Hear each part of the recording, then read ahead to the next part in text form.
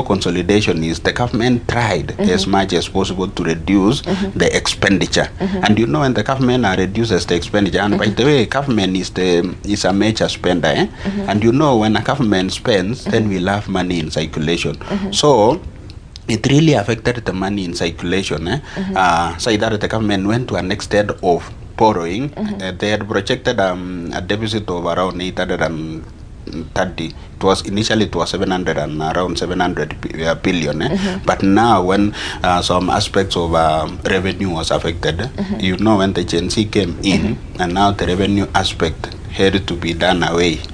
Some adjustments which they ought to be increased in taxes in various aspects of the economy, which affected our revenue. I think it was close to 300 billion. So that revenue of 300 billion, and you want to, and the expenditure stands at that amount, then you are forced. And you know, with government, expenditure, there are things which you cannot do away with. But like, you know, the Gen Z, the reason why they are protesting, it is because the budget was not favoring a common mwananchi. You know, could that have affected the productivity on the returns in government walikuwa wanapokea? Sure. It really affected them because you know, the protest was basically on the issue on the revenue side. It was not on the expenditure side. Because I don't think if you are told we are building this road, you can protest for that road not to be built, and unless there are some other issues. So it really affected majorly the revenue aspect.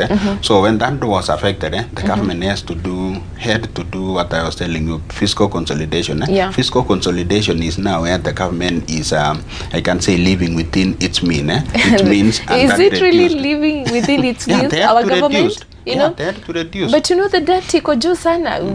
We have, imagine, we have the public debt. We have the internal debt. It's high. Unajua yote inaangukia wananchi. Then basically the entire thing is the public debt, which is now revolving around 10 trillion.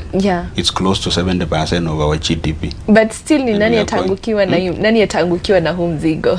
At the end of the day, it's the mwananchi. Because all these taxes, even when you talk about taxes, when we talk about debts we are borrowing from outside, it's the mwananchi who is paying. And this bad, what can a common mwananchi? I would probably could give us, let's say you could give us a